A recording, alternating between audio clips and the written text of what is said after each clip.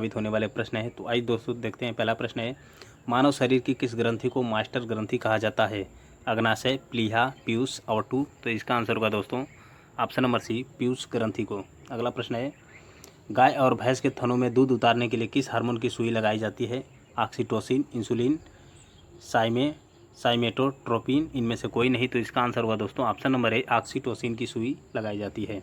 अगला प्रश्न है, बच्चों का लिंग निर्धारण किसके गुणसूत्र से होता है? पिता से, माता पिता दोनों के, किसी के द्वारा नहीं। तो इसका आंसर होगा दोस्तों ऑप्शन नंबर ए, पिता के गुणसूत्र के द्वारा। अगला प्रश्न है, निम्नलिखित में से किसके कुसंक्रिया के कारण मानव शरीर में मिक्सिडिमा होता है? अधिवृक्क ग्रंथि, ऑटो ग्रंथि, अग्नाशय ग्रंथि, यकृत। तो इसका आंसर होगा दोस्तों ऑप्शन नंबर बी, ऑटो ग्रंथि।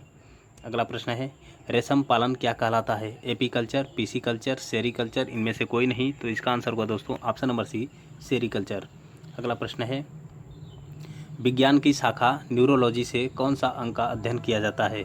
सीना, निपुल्स, आँखों, स्नायु तंत्र। तो इसका आंसर होगा दोस्तों ऑप्शन नंबर डी, स्नायु तंत्र। अगला प्रश्न है, मांसपेशियों का अध्ययन क्या कहलाता है? मायोलॉजी, माइस्ट्रोलॉजी, माइकोलॉजी, इनमें से कोई नहीं। तो इसका आंसर होगा दोस्तों ऑप्शन नंबर ए, मायोलॉजी। अगला प्रश्न है, निम्न में से कौन पारितंत्र का अजीवी घटक है? जीवाणु, मानव, जल, क्लारेला। तो इसका आंसर होगा दोस्तों ऑप्शन नंबर सी, जल। अगला प्रश्न है, किसी श्रृंखला में प्राथमिक उपभोक्ता कौन होते हैं? उत्पादक, अपघटक, मांसाहारी, शाकाहारी। तो इसका आंसर होगा दोस्तों ऑप्शन नंबर डी, शाकाहारी। अगला प्रश्न है, पारिस्थितिकी शब्द को सर्वप्रथम प्रतिपादित करने का श्रेय किसको प्राप्त है? ब्राउन को, रीटर को, खुराना को, अरस्तु को। तो इसका आंसर होगा दोस्तों ऑप्शन नंबर बी, रीटर को। अगला प्रश्न है, खाद्य श्रृंखला में सबसे ज़्यादा संख्या किसकी होती है? प्राथमिक उपभोक्ता, उत्पादक, अपघटक, द्वितीय उपभोक्ता। तो इसका आंसर होगा दोस्तों ऑप्शन नंबर सी, अपघटक। अगला प्रश्न है, सीड थेरेपी किसके उपचार के लिए प्रयोग की जाती है? Cancer, asthma, tuberculosis, AIDS. तो इसका आंसर होगा दोस्तों ऑप्शन नंबर ए, कैंसर। अगला प्रश्न है,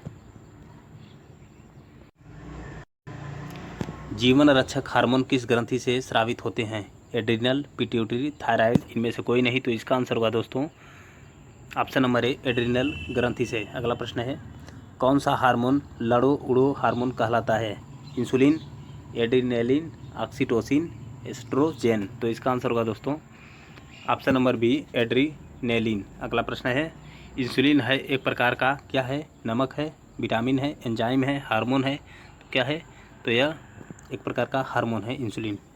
अगला प्रश्न है, निम्नलिखित में से कौन सा एक स्त्रीलिंग हार्मोन है?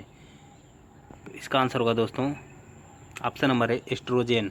अगला प्रश्न है, निम्नलिखित में से कौन सी ग्रंथि अश्रु स्रावित करती है? लाइक्रीमल, अग्नाशय, ऑटो, पीयूष। तो इसका आंसर होगा दोस्तों ऑप्शन नंबर ए, लाइक्रीमल ग्रंथि। अगला प्रश्न है, निम्नलिखित में से कौन सी ग्रंथि वृद्धावस्था में लुप्त हो जाती है? Piyush, thymus, parathyroid, thyroid. तो इसका आंसर होगा दोस्तों ऑप्शन नंबर बी, थाइमस ग्रंथि। अगला प्रश्न है, निम्नलिखित में से कौन सी एक अंतःस्रावी ग्रंथि पीयूष ग्रंथि से स्वतंत्र कार्य कर सकती है? ऑटो, अधिवृक्क, परावटु, जनन ग्रंथि। तो इसका आंसर होगा दोस्तों ऑप्शन नंबर सी, परावटु ग्रंथि।